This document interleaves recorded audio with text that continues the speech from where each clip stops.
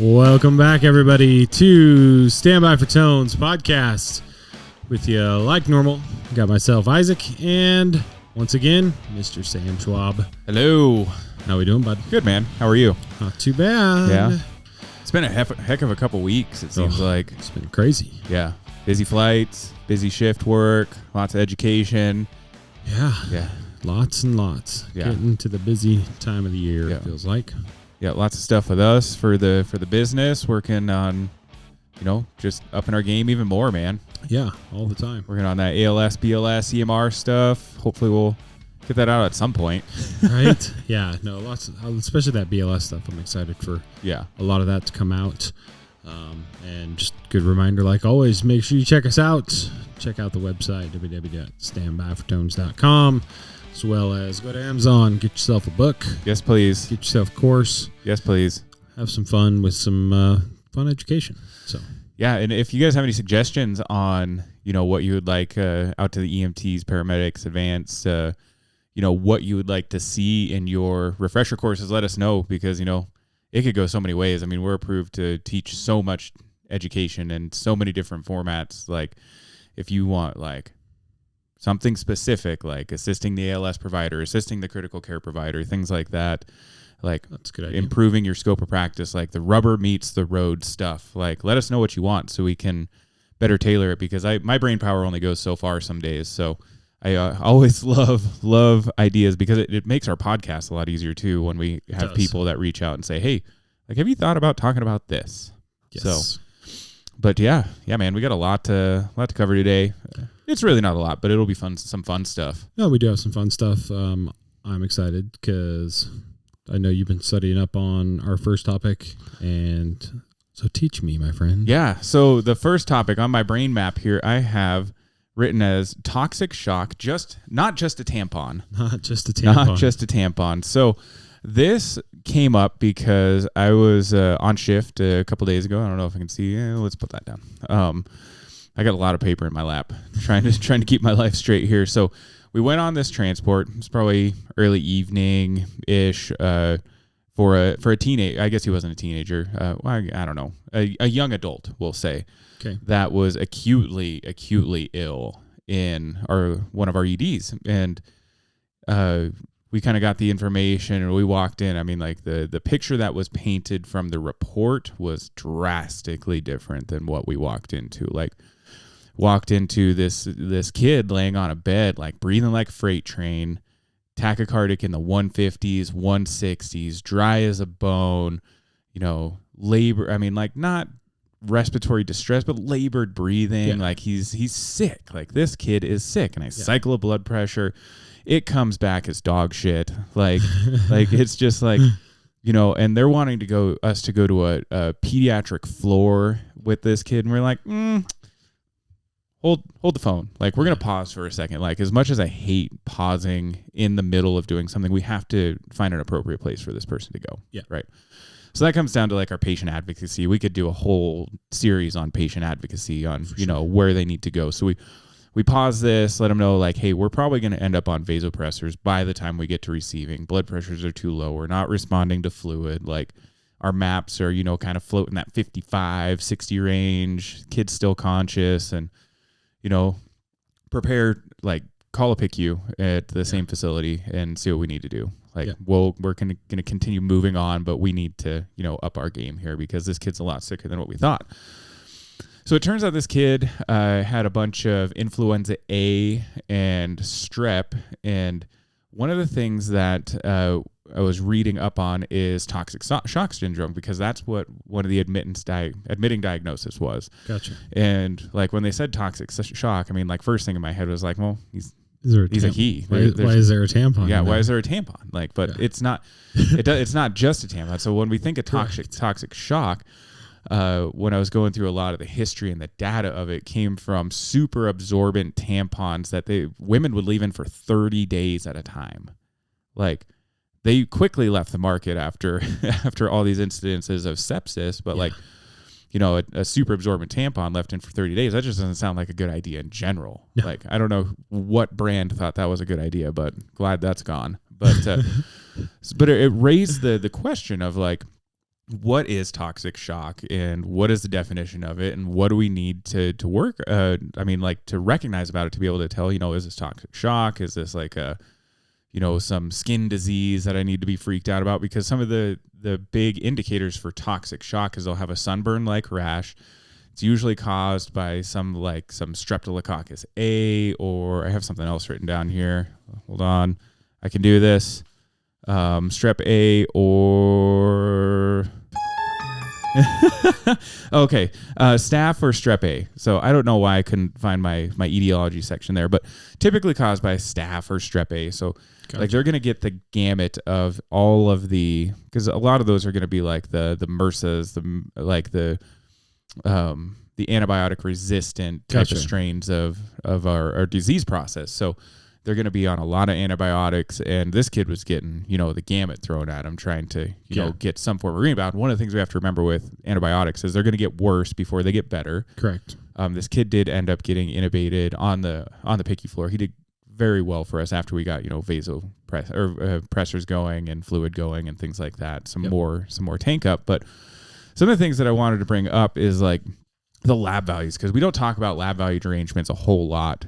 And these were some of the more wild lab values that I have seen, especially coming from a kid. So yeah, and especially for, again, critical care stuff. Yes, we get to deal with lab values, and we get to see that, and which is really nice. Yes, because as paramedic on the bus, we don't see that stuff. Yep. Oh, and one of the other things that they were kind of throwing it back and forth to was scarlet fever as well, I've got a whole list of differentials here that go along with this. So like scarlet fever, Kawasaki's disease, which I don't know a whole lot about Kawasaki's disease. Vroom vroom disease. We'll have to do a segment on that. Toxic epidermal necrolysis, hemorrhagic shock, neck vac, drug eruption, and I'm going to butcher this, erythema multiforme, but it's got an E on the end, so it's going to be some fancy forme of some sort. But so like the lab value derangements are pretty crazy for this, because I mean, like off the cusp, like I wouldn't expect this. Like, his sodium was 135, his potassium was 2.9, which is just quite low, especially in a kid. I mean, like we should be giving potassium replacements, which we were doing a K rider throughout transport. He had already gotten one. I think he had ended up getting close to like 60 milliequivalents of potassium. Gotcha. By the time we dropped him off. A BUN of 23, which we got to remember is quite high. I don't know what our hospital does if they factor in potassium or not. We're usually looking at that 8 to 16 range for that normal value. Correct. And then our creatinine was 1.27, so he's got an acute kidney injury, so he's really doing bad. The big ones here for me was his glucose was a little bit elevated at 131. We're going to typically see that with the normal stress response. Yeah, right? A lot of times it goes pretty high. Yeah. I mean, like, it's not uncommon to see them in the 150s, 160s when they're this sick, right? Oh, yeah. But some of the big ones that I free texted in here, we had our AST was 52, our ALT was 32, our procalcitonin was 881, and the biggest one that I saw that jumped off the page at me was our CRP was 317.4. Which is huge, because we got to remember, I mean, like, our CRP is a protein released by our liver. Yes. And it's a direct response to inflammation. So your CRP goes up, your inflammation goes up. So this kid is, his inflammatory markers are through the roof. They are.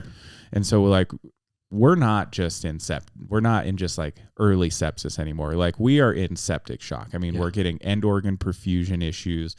We're getting, all of these lab values that are so deranged that we don't know which one to tackle first. But I mean, like, we also have to think, like, you don't tackle them individually. You got to treat the source. So I mean, like, with the antibiotics and, ventilatory support and all these other things, we have to, kind of pick our battle there. And then we got an ABG on him before we left. I guess it was a VBG, but pH was 7.21, which really isn't horrible for the state that he was in. His PCO2 was 47. His PO2 was 49. His bicarb was 19.3. So we're kind of looking at, kind of based off of that, almost a mixy acidosis, but just because I think he was starting to get tired, to be completely honest. And then our base exodus was -8. Our SVO2 was 81. So like he's got tissue perfusion issues. Like we know this, and we know that he's going to be hard to resuscitate. And we know that our medications are on the borderline edge of, are they going to work or not when it comes down to our vasopressors?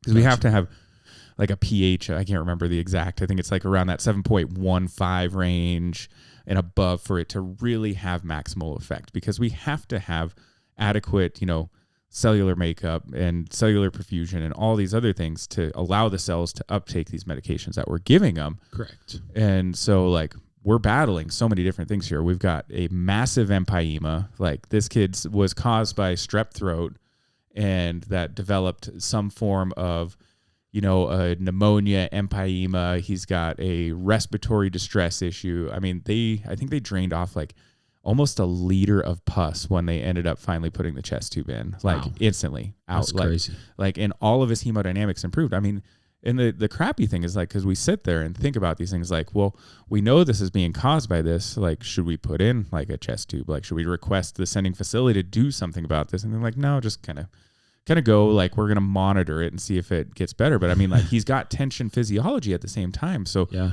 like my partner and I are sitting in the back of the aircraft contemplating like, is the hypotension tachycardia from sepsis, or is this hypotension tachycardia from tension physiology in a small chest wall, knowing that he's got a massive empyema causing almost a pneumothorax like response? Yeah. Is it like I said, the distributive shock or obstructive? Right? Yeah. And so both. Yeah. Or I mean, it ended up being both at the same time.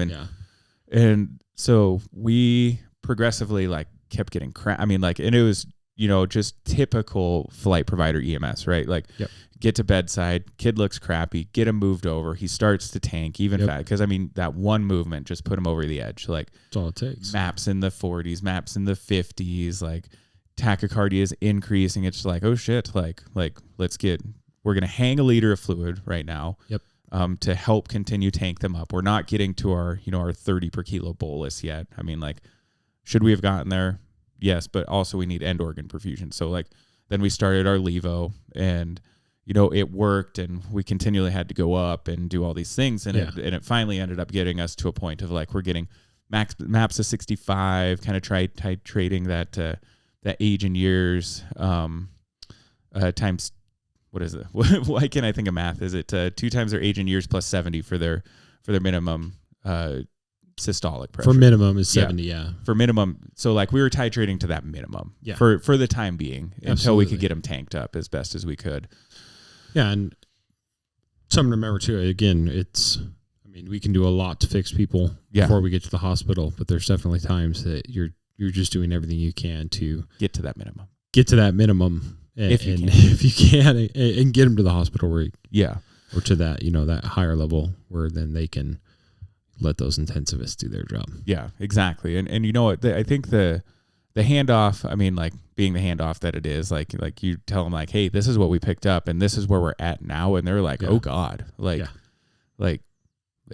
this kid's like in the shitter right now. Oh yeah.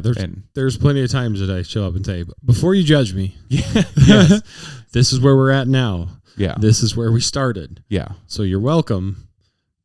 Good luck. Exactly. And I mean, like, I'm sure it sounds like the kid did fine in the end. I mean, like spent a day or two on the ventilator, had some CPAP after that, rehabbing the lungs. But I just thought it was really interesting that, the diagnosis was toxic shock, and we don't think about this in a huge kind of broad spectrum. Because I mean, like I said, I thought it was only for like, foreign body. We'll call it foreign body, right? But you can get toxic shock from surgical procedures, from poorly debrided wounds can cause toxic shock, empyemas, all of these other foreign to our body organisms can cause this response of toxic shock, which was really surprising. And then, then you get that, that red rash kind of stuff. And this kid had that perfect sunburn red rash. I was like, oh God, like, am I going to die? like, is this like what kind of, like, what am I walking into right now? Yeah. And, just didn't know, right? Oh, totally. Yeah. How many times do you like see those weird rashes or like the cellulitis and you're like, do we need to like do I need a hazmat team for this? Do we need the Ebola squad? Right? Like what's going on? And but then there's another one. We'll pull up the pictures of some of these rashes, and then they can get like this strawberry red tongue. You probably won't be able to see it on the camera there, but we'll pull this up and throw it in the video. But that's another common sign of toxic shock, and it's usually caused by staph more than anything in those. So if you have that strawberry red tongue, that kind of sunburny skin, that sepsis, some form of foreign body, we're going to go down more of that staph route. The strawberry tongue won't be around for as much as, from what I can tell, from like the strep A route. Unfortunately, this kid, I mean, like, had just been like sick. Like he had flu A and flu X, Y, and Z, and just like had gotten hit hard. Gotcha. And it's just one of those situations that makes you sit back and go, oh, this is kind of wild, because some of the things that go along with it too are there's some specific lab values, because I mean a lot of it's not going to stray from the sepsis guidelines, sepsis protocol, how we manage it. It's just a kind of a an off breed of sepsis, I guess I should say. So they do recommend like getting your blood gas. It's like we had a blood gas, which was great. We were able to like really kind of hone in on what our acidosis was going to look like.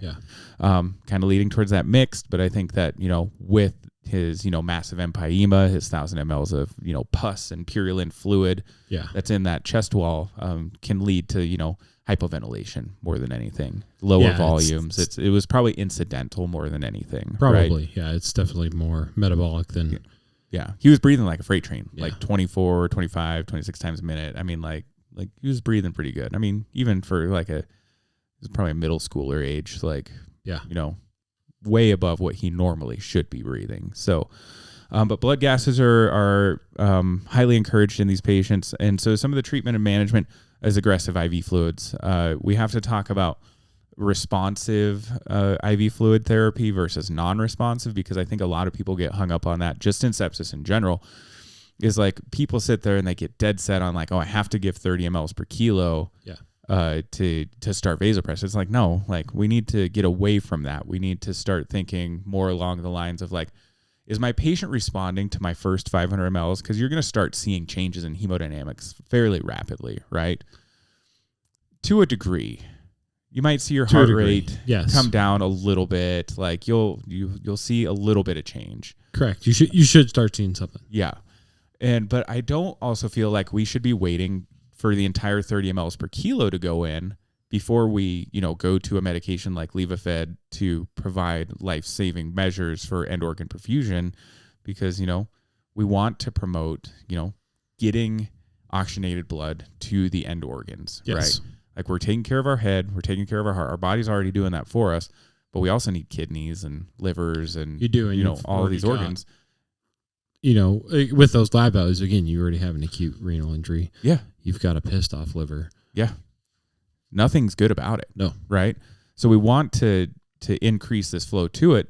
And so like why do we wait so long sometimes to start these things? And we talked about this with the paramedics pretty recently of like, because their biggest question is, because they have Levophed, is like, when do we start it? It's just like, well, you don't have to have the 30 per kilo in, but I also like want you to fluid resuscitate while you're going through this, because like fluid resuscitation is paramount. Like, especially, I mean, like we get this back BUN of greater than 20. They need lots of fluid. They do. They need lots of fluid. And you had a case recently where the provider was like, I'm going to have like 3 more liters hung or something like that. Yeah. Oh, I forget what that even was. But no, because you do question like how much fluid's too much fluid. And, it just depends on the situation. We can look at things like DKA and other stuff like that. Like literally from one day of myself, I know when I have my blood sugars will go stupid. Yeah. And, maybe I'll be high for 8 hours or whatever it is. It's like I can lose easy 8 pounds just peeing fluid off. Mm-hmm. So there's a lot of fluid that sometimes that we have to replace. Yeah. So it's And like you were talking about, not being afraid to use the pressors. Again, your pressors are not going to be the fix, right? No. They're the bridge. Yep. So I love how we term things bridges. Yeah. It's just getting you, keeping that perfusion up while you continue to resuscitate. Yeah. And, it is hard though. Oh yeah. It's it's difficult. I know we had talked a lot about that one. But no, it's just, it's good information as far as, again, the toxic shock and what can cause that. Because, again, I remember you learned about that in medic school and in school that's the tampon. It's the tampon, right? Yeah. When you said it and I was listening, thinking, I'm like, tampon? Like, is that what we're talking about? Like, why is there, where was the tampon? You should have seen me standing in the middle of an ER looking like a fourth grader trying to figure this out, right? And I had, I'm sure I know I had the exact same look when you were telling me about it. I'm like, what? And but some of the things and one of the things I just realized is the calcium for this kid was low. A normal range is the low end is 8.5 and he was 8.3. Yep. One of the toxic shock will get life-threatening hypocalcemia. Gotcha. Secondary to this disease process. So we need to start looking at calcium replacements because calcium is essential. It is important for pretty much every function of our body. Yeah. I think we talked about that recently. Yeah, I think we did. One of them and making sure you giving that calcium replacement. Yeah. And they should be treating that in the hospital. Again, there's a lot going on with this patient. Where do you start? But yeah, and I think some of the big take homes for this too is just getting comfortable with your I should never call them basic lab values because lab values, although it's called a basic metabolic panel, they're not basic in the terms of how we should be reading them. Yes. There's so many, the hard part is that lab values can go along with so many different things, but we have to kind of to piecemeal it together. So some of the things that I found that were most affected by toxic shock is going to be your CBC, your CMP, your CK, your coagulation studies. All of them are going to be drained. So basically, they're gearing up for multi-organ failure. So they're going to hit some form of MODS. And then quickly after that, as we know from our classes, they go from, multi-organ dysfunction to MODS to ARDS to seizure, coma, death really fast. Correct. So, that's where we play such an instrumental role in these is, not only the fast transport, but what we can do and being that kind of patient advocate, hey, our K is 2.9. We know you gave 20 of K, 40 oral. He spit up. He didn't take half the oral. Let's get another K rider. We'll, do 10 milliequivalents an hour. Keep moving forward and things like that because it's hard. It's hard to give potassium through a peripheral line because you can't give it fast. You can't give it fast. Even central line again. You can go. It's because we worry about it being caustic and stuff like that. Mm-hmm. But then there's also you can't give potassium fast anyway. Yeah. Because we have arrhythmias. We don't like death. Yeah, we don't like death. So. Hypokalemia is bad. Yeah, so. And it's not something you can fix hyperkalemia very fast, but you cannot fix hypokalemia fast enough most of the time. Correct. And that's kind of one of the biggest things is we have to start recognizing as a higher functioning group of providers in this world, like what we can do and what's going to make our patient better, and picking those things because most aircraft aren't going to carry. A 1,000 ml bag of normal saline with 20 K in it. So no. Recognizing, looking at lab values and saying, oh shit, this K is bad. Yeah. Going to the charge or the doc and being like, hey, this K is really bad. I don't have a repeat. If the repeat's normal, great. If not, can we take a K rider with us just to have with? And they're going to be like, oh yeah, that's great. That's fantastic. One of the other things that I always forget to ask for is that potassium and magnesium really go well together. Mm-hmm. I had I thought it was a Guillain-Barré patient because she was just having some really weak lower extremities, kind of progressing up. But I can't remember what it ended up being. But I questioned the doc, and I feel like kind of an asshole about it because I was just like, well, you gave her a crap ton of magnesium, which is also a smooth muscle relaxer, and your deep tendon reflexes have gone down. But you're also giving her potassium, because her hypokalemia, and you're wondering if this is a hypo-K issue for her weakness. We're kind of battling each other. And then he's like, no, to typically they go one with the other. Like your magnesium is going to help facilitate your potassium movement. So it's not more rapid, but it's gentle. So like they can uptake and use that potassium a little bit better. I didn't do as good of a job explaining it as he did, but I mean, like, gotcha. Yeah, don't have MD behind my name. So it's just one of those things to look at, and just the little tips that we pick up talking to docs from random facilities, because I mean, like, I totally would have been like a complete a-hole and been like, wow, this is because you gave magnesium and it's a smooth muscle relaxer, not knowing that I did that. But we go in and we talk to the docs and figure out why. No, absolutely. And on that too, like, again, anytime I'm going for someone in DKA, it's one of the questions I'm going to ask right away is, what's their potassium? Because if we're starting to treat that blood sugar and bringing it down, where you're going to dump that potassium as well. So making sure that if they aren't started on potassium already, and again, they may have high potassium. They usually don't, but just checking what's their potassium at, because I want to know. If it's a normal range, if it's perfectly right in the middle, guess what? You still probably need to start start a rider. So. And that's kind of what I think about, like, especially with those DKA patients, is like, usually there's some form of like a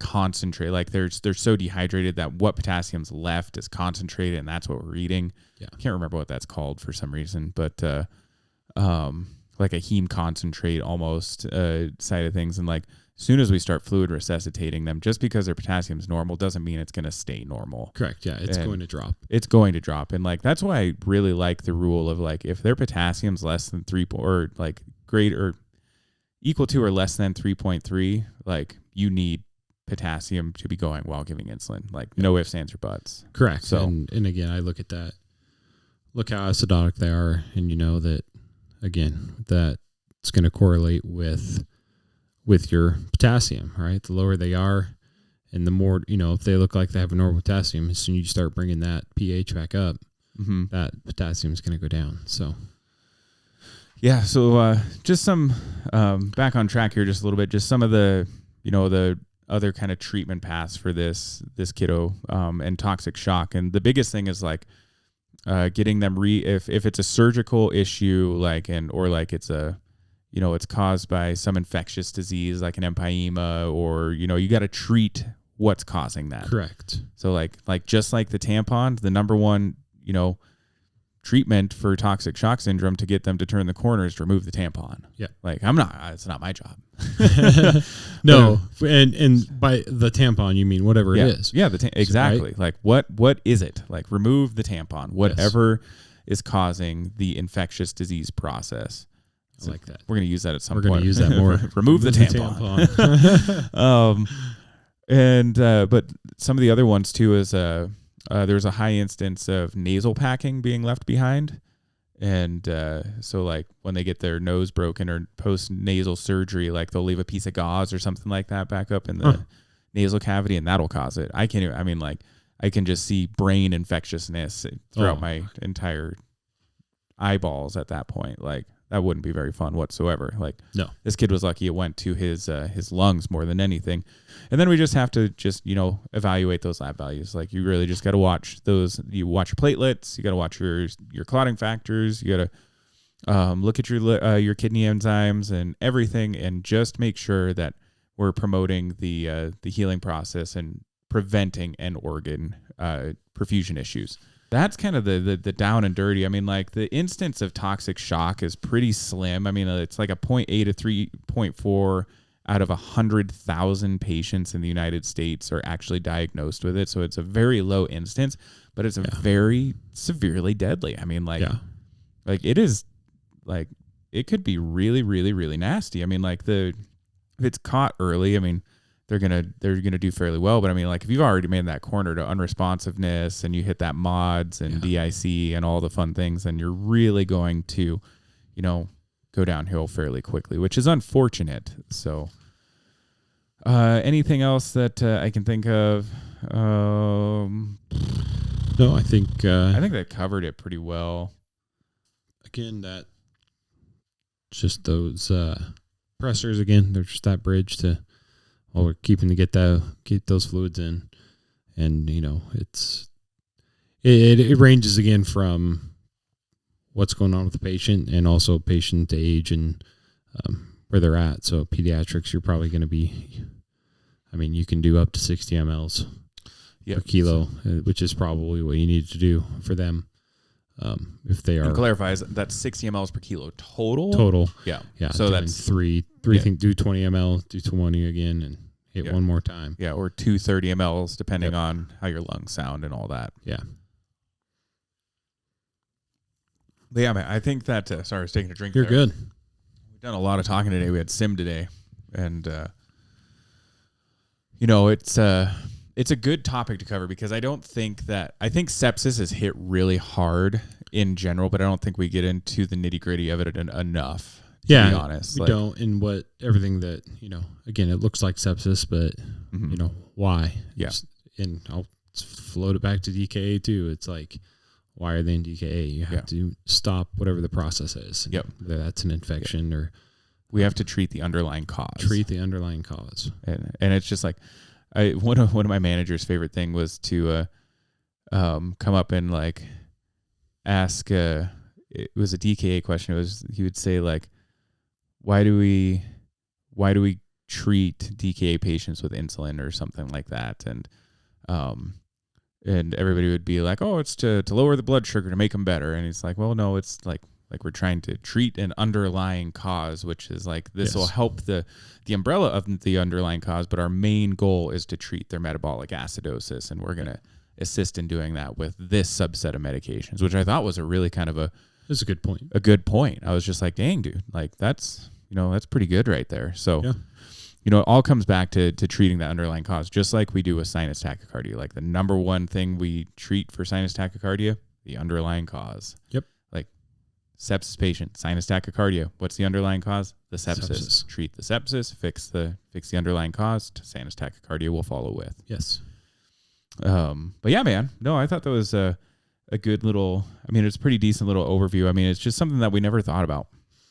And like the last time I heard about toxic shock was probably to be honest, either in high school or in college, and you know, talking about shock stages. Like usually like getting those weird talks from that creepy, you know, health studies teacher of like, this is a tampon and it can cause toxic shock, and you see all the ladies go like, are we gonna die from toxic shock? No, like high absorbent pads or tampons or tampons. Tampons are no longer. So, oh gosh. But yeah, just it also really kind of drives home the fact of how important the assessment is too. Like looking at that skin color condition, looking for those rashes, looking for foreign body, looking for all of these things, because what we don't see and don't feel, we don't know. I mean, I'm not going to go, correct. Correct. Yeah. You understand. I understand. Yep. I will ask if I need to, like, is there any foreign body somewhere that we need to be aware of, and whether they're truthful or not, that'll be up to them. It's going to smell real good. Oh man. But yeah, man. So I think the kiddo overall did well, and you know, I feel personally that we did a really good job of resuscitating him, getting him to higher level care. Yeah. Being the advocate to get him from, you know, a primary pediatrics floor to a PICU. Correct. Whether or not the PICU wanted us to bring them another patient is another thing. Yeah. But like, it was the right thing to do. To be. Yeah, for sure. I mean, like, he got intubated, or he got a chest tube like within a couple hours, and you know, intubated a couple hours later, and it's just like, I could only imagine a peds floor just like, oh my gosh, like absolutely spinning. Wouldn't go well. No. And then we would have been in trouble. So it was a damned if you do, damned if you don't type situation. So, but yeah, man, you feel good about that? Should we move on to the next section? Yeah. Okay. Because I don't think I have much more besides just, you know, we don't carry a whole lot. I mean, like, we don't carry antibiotics in general. And no, like, some services do. Yeah, the service that I came from where we did carry antibiotics, it was only for penetrating trauma injuries, and we carried ANSEF for that. So it was like, you know, you have a broken open tib fib, we'll give you ANSEF. But I mean, like, we didn't treat anything because we didn't have, you know, lab values. And, correct. You know, a lot of those are very toxic on, you know, your kidneys and some of your other organs. So, so yeah, just make sure that you're taking all the antibiotics that the physicians want, all the weird ones too. Yeah, that's a whole category in its own. That's when you get to talking antibiotics and what it can go with and what it's used for, which one's best for what. And we'll put maybe one of these days I'll throw together an antibiotic guideline for the app, but that sounds like a project that sounds like a doctor problem for different Sam at some point. But yeah, man, what do you want to cover next? We got some information on chest tubes. I got a little Facebook video on I want to kind of talk about, and then we got another kind of case reviewy type situation on some airway burns. Yes, I think I want to know. I'm going to start throwing these in here. What is one of Sam's rules of EMS? Sam, ooh. What do you got? What's one of your things that you... Rule number one? Yeah, what's Sam's rule number one? So there's 3 rules. Okay, and Sam I learned has 3 rules. Perfect. I don't know. Are we allowed to swear? You've already been doing it. Yeah, I know, but I guess we can also bleep it out too. And it doesn't go to anybody that's 18 years old or younger. Anyways, so rule number 1 is when you're paged to a call, you shut the bloop up. Okay. Rule number 2 is get in the goddamn aircraft. And if you have an issue with rule number 1 or rule number 2, refer to rule number 3, which is shut the and get in the aircraft. I got you. But on that note, I mean, just a true rule number 1 is treat all patients with human dignity. I mean, there are some people that do some really, really shitty things in this world. Oh, yeah. But, like I see it frequently on young paramedics where they go and, they have the drunk guy or the drunk gal or the party gal. And it's just like, they're profusely vomiting. They feel like shit. Like, treat them with human dignity. And like the alcohol withdrawal patients, like, yes, they put themselves there, but like they're human. Help them. Correct. Like, we're not in here as a judgy, kind of profession. Correct. And we kind of come off that way sometimes. Oh, absolutely. And so treat people with human dignity. I like it. So what about you? You want one? Oh, yeah. Yeah, throw it in. Isaac's rule number 1. What's rule number 1? Oh, that's easy. It's don't try to understand crazy. Oh, okay. Elaborate a little bit more for me. That is always my number 1 is don't try to understand crazy. And that can be, that's anything. That's what I try. That's what I tell my wife. No, I'm just kidding. Don't try to understand, especially like when it comes to even like suicide, stuff like that. Like, why would this person do that? Anything. It's like, you know what? Yeah, don't try to understand it. Yeah. Because you're just going to drive yourself there. Yeah. Right. Don't what try if to understand everything crazy. is hard. Yep. Like, we get into that. We all what if things and Correct. try to understand crazy. And, we don't want to get to that point. We don't want to be crazy ourselves. We're already crazy enough. But that's right. No, I like that, man. That's a cool little segment. That was fun. I'm going to have to come up with something new every time. Yep. So I got a list. Oh, I'm so glad. Lists are good. So where are we going next? 50-50, heads versus tails. Chest tubes or airway burns? Oh, let's talk about airway burns. All right. So this is another good case. Flew out and got dispatched as a house fire by our ground EMS. 1 patient trapped and stuck in the house. Like this isn't going to be good. Like this is not going to be. This is either going to be really really smelly or like and we have a lot of work to do when we get there. Yeah. Fortunately, like the fire was fairly small and contained, but another thing is I don't know what happened, but I mean like it was contained to a couch. So the only thought to me that causes a contained couch fire is falling asleep with a cigarette in your hand, like for the most part. That or arson. Arson, yeah. But I mean, like, yeah. So one of the very few various things that can cause that, right? Yep.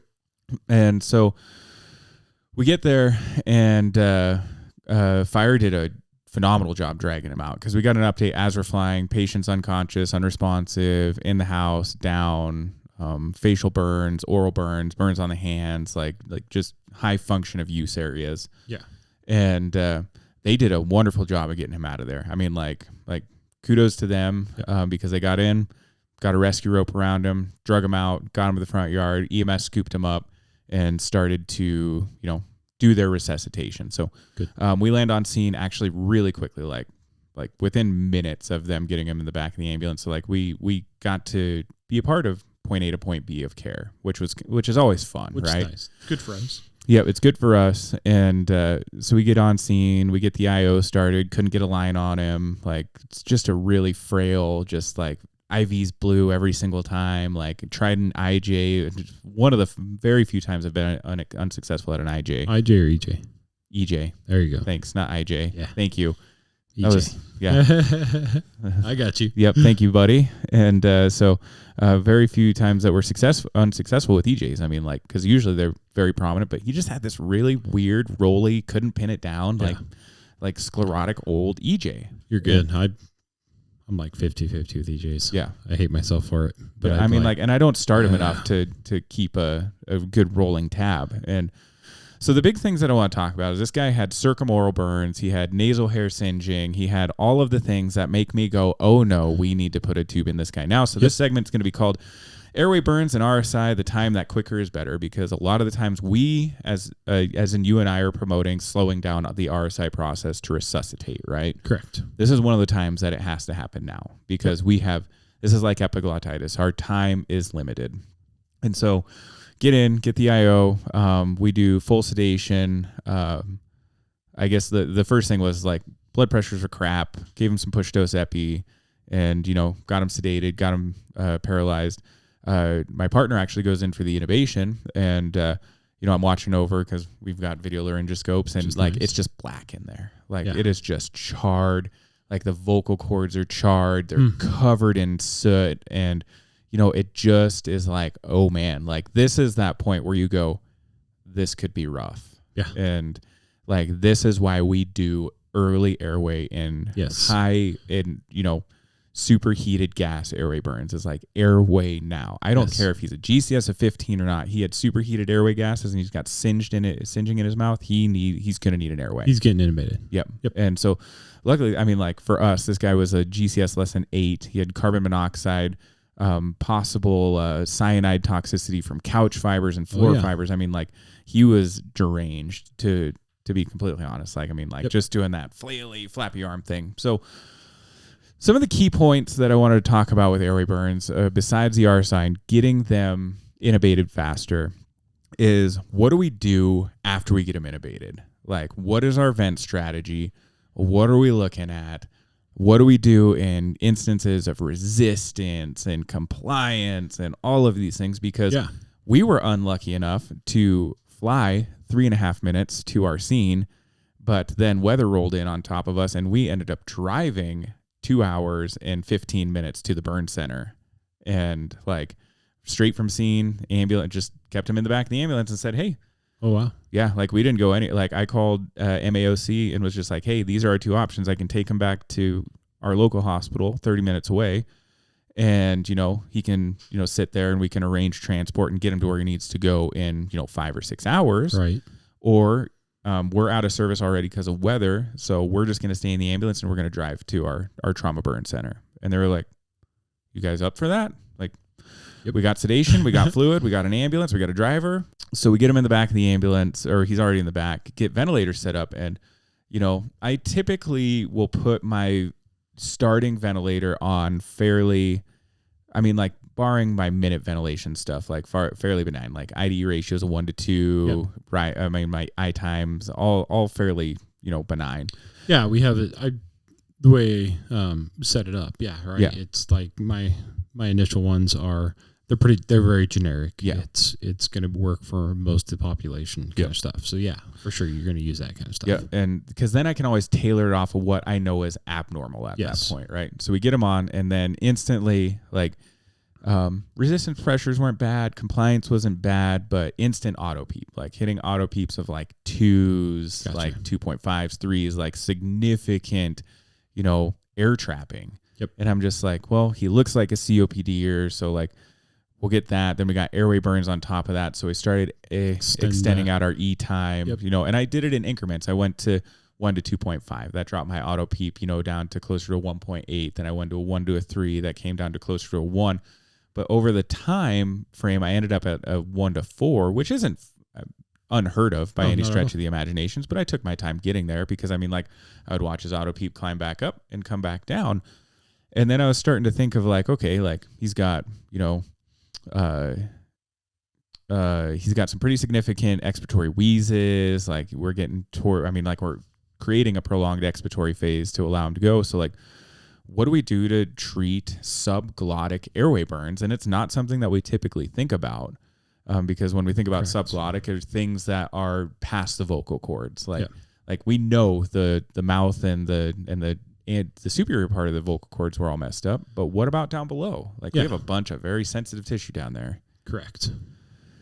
So I talked to Mama Cheryl about some of these things, but in the moment, you know, my partner and I, we did duonebs, we did continuous suctioning, things like that. We had one instance of like a resistance that started to creep back up a little bit. I increased my P control by 1, and it was like, like resistance was gone. Like, did I move a mucus plug? Because I continuously suctioned him and didn't really get anything out, which was kind of frustrating on my end because like you get a resistance problem. You've gone through your dopers technique. You've gone through all your high resistance stuff and you suction them and you don't get anything out. And you're like, what the absolute train wreck, Batman? Yeah. And so we did a duoneb and, you know, things started to get better and treated some of the resistance issues because we got to remember that, you know, we're going to see resistance issues with the rigid structures. Like those are our bronchioles and you know, the larger airways where our lung parenchymal stuff is going to be affected by more of our relaxants. Yes. So we did the duoneb, all these things, and changed our IDE ratios.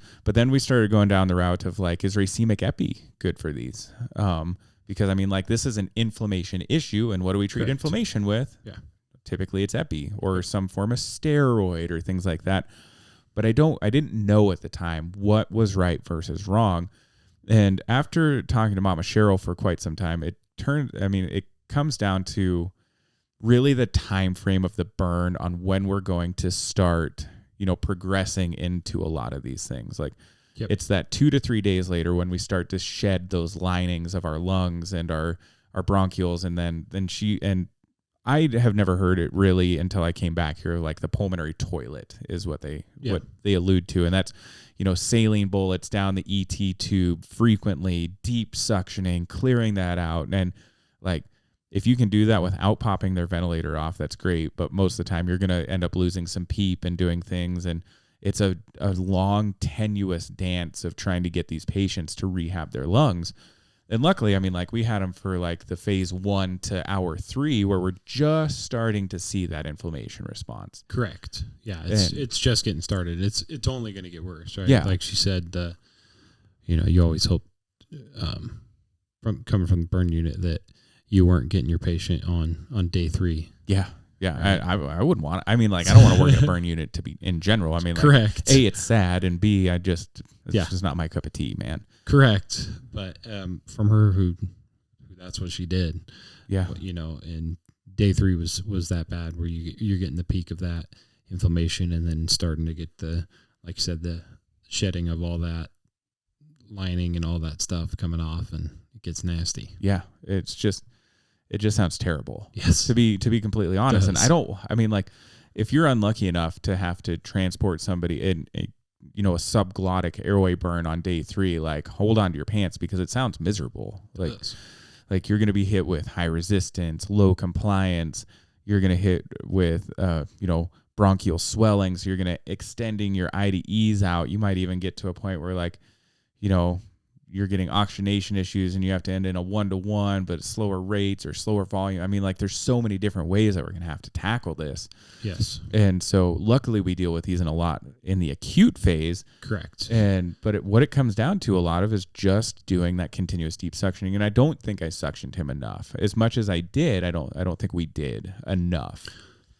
Because the thing that really pissed me off, Isaac, the thing that pissed me off is like, we get there, like he's calm on the vent, like our sedation game was on point. Like we had a fentanyl infusion going, ketamine infusion, giving little bumps here and there just to kind of keep that linear form of sedation and pain control under control. And like we had him tuned by the time we got there. We swap him over to their hammy and it's just like instant high resistance, low compliance, alarms going everywhere. And I'm just like, oh my God, alarms going everywhere. And I'm just like, oh my God, like what's happening? And like the doc's over there beating on this guy's chest. And I'm just like, what the actual hell is going on? So one of the things that Mama Cheryl brought up was like, sometimes we have to do percussive therapy in these burn patients to get that sputum loose, to get that mucus plug loose, to allow it to move up. And so like he was like full on, like full body weight on the chest, pushing on the lungs, tapping on it, and then deep suctioning.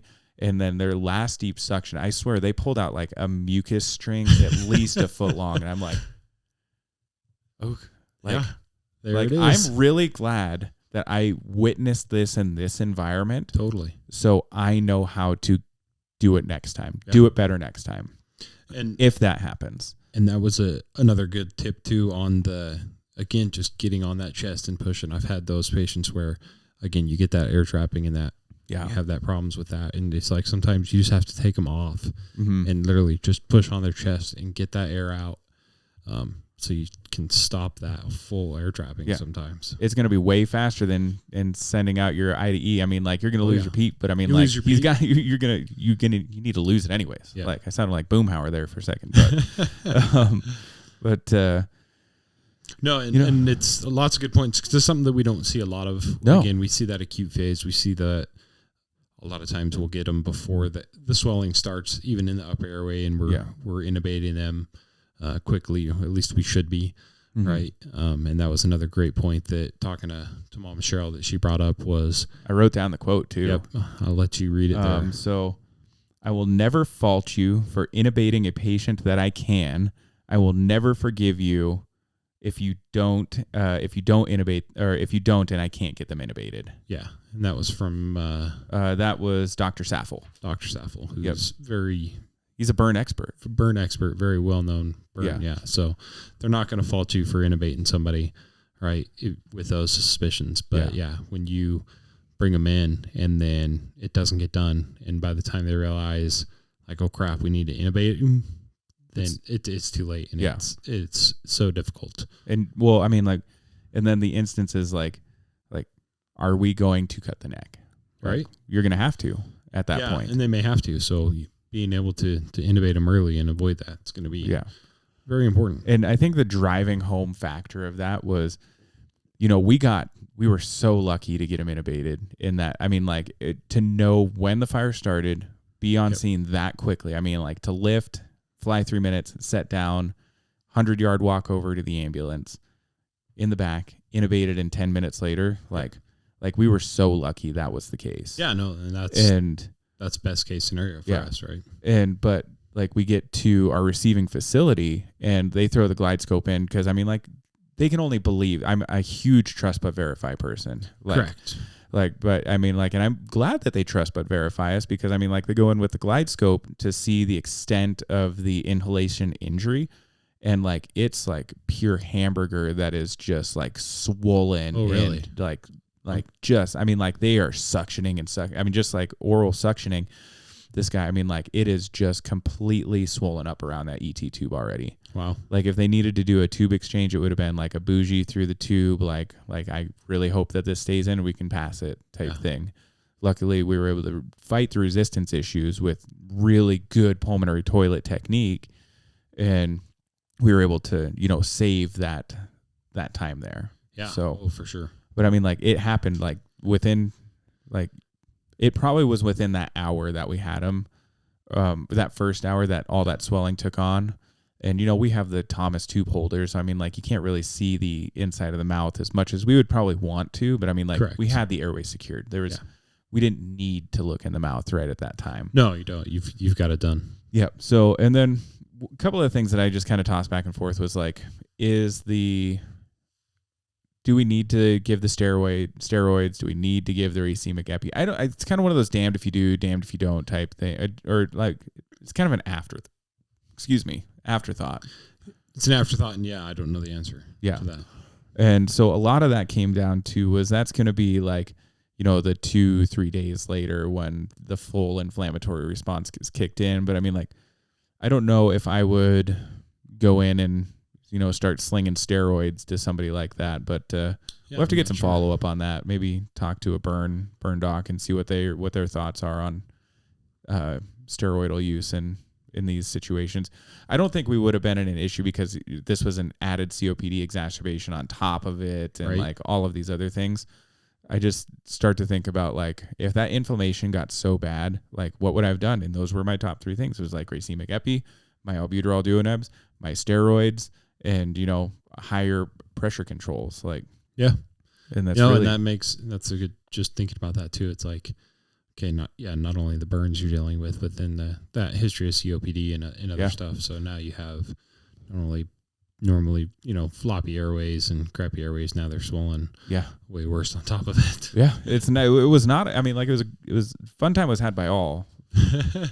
We don't ever wish injury and illness on anybody, but like we feel lucky to be able to take care of people. That's the way I look at it. It's like I don't wish injury or illness, but I feel lucky when I'm the one that gets to take care of somebody. Absolutely. Another since we're talking about burns, just throw in some more burn tips.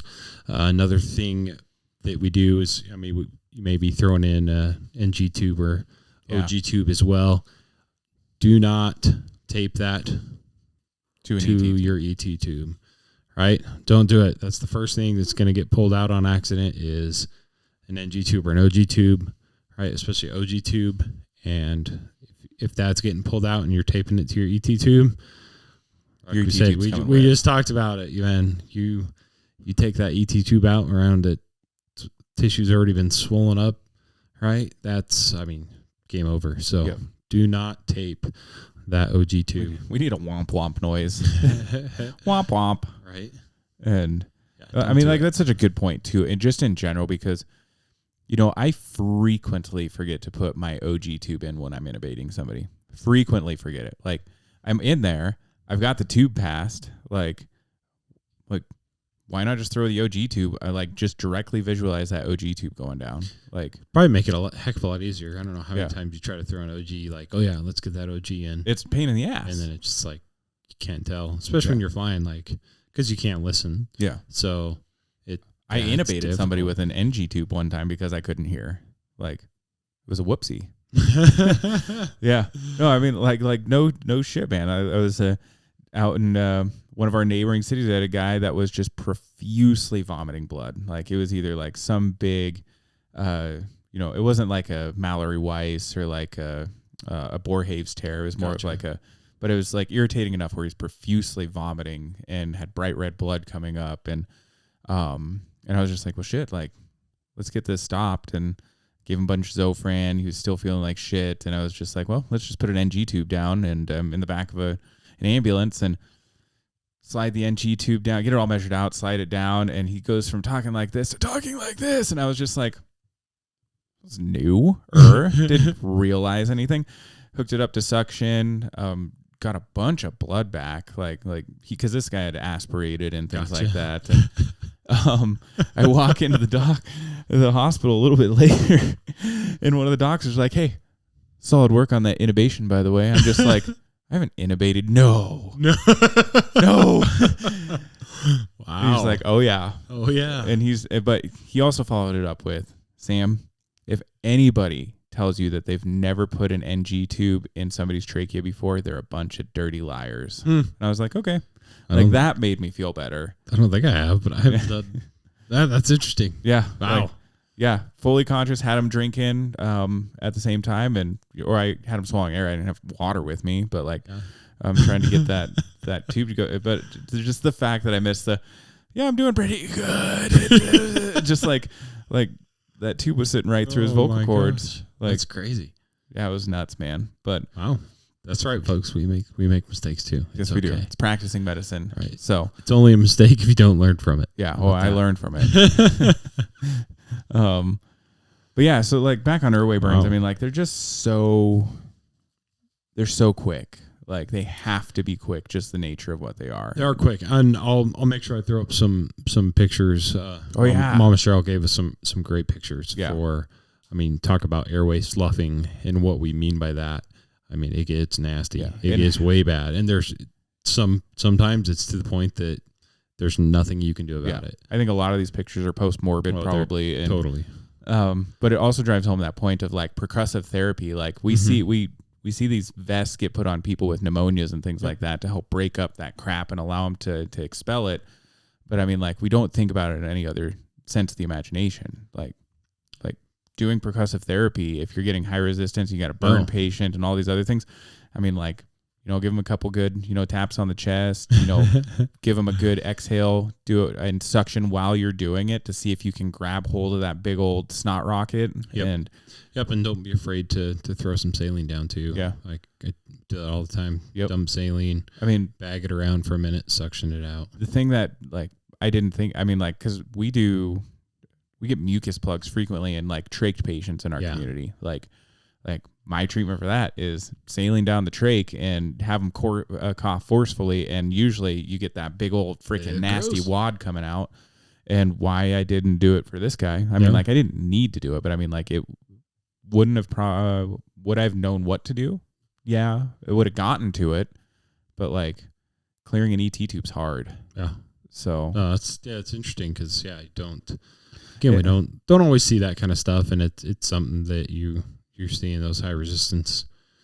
I mean, typically we're thinking, when I'm thinking high resistance and worried about burn patients, I'm worried about is their entire chest burned? And, luckily this wasn't a chest wall burn, which was nice. Yeah, but nope, great tips for some of your patients, right? Remember, especially those airway burns, they can be nasty. Don't be afraid. Get that tube in early.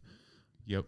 Not even don't be afraid, but just do it. Get that person intubated. So, because like I said, if they're not gonna be able to do it later, then got to do it now. So, I'm just looking over my notes here, make sure we didn't miss anything because we had that good conversation, and I want to make sure that we get them all of the information that we can. Just remember that, some of the big, ventilator tips too, like if you have done the saline down the ET tube, if you have done percussive therapy, if you've done, all of our tactics to treat high resistance in a ventilator patient, sometimes you're just going to have to start increasing that pressure control to safely bring it to, like watching your peaks, watching your plats, but to overcome that resistance, because we combat resistance with pressure. And I mean, it's a last ditch effort in my mind is, I guess it's not a last ditch. I mean, I'm going to do some things simultaneously to make sure that I'm getting the volumes that I need.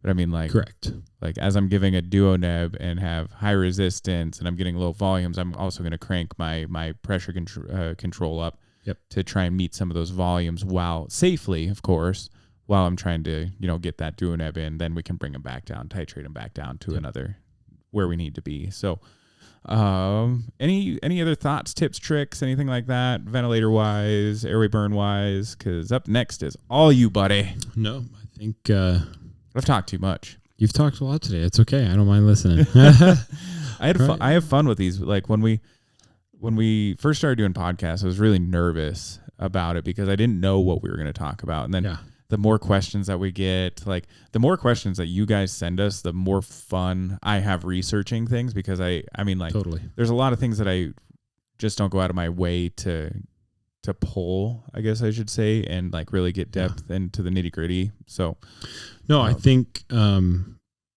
honestly right now, I think we're going to probably call that a podcast. Yeah.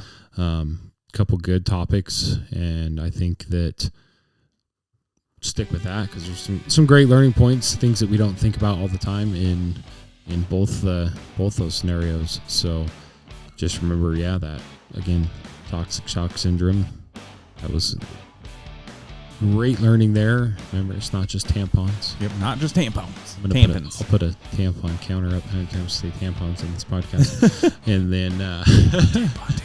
No, just some great stuff for your burns. Lots of good little pointers, tips, and thank you guys. Remember, that's all I have. Thank you. Check us out. Make sure that you get a book, do all the fun things, and share these videos with your friends because we like doing them. So thank you guys so much, and we'll see you later. And always, stand by for toe. Adios.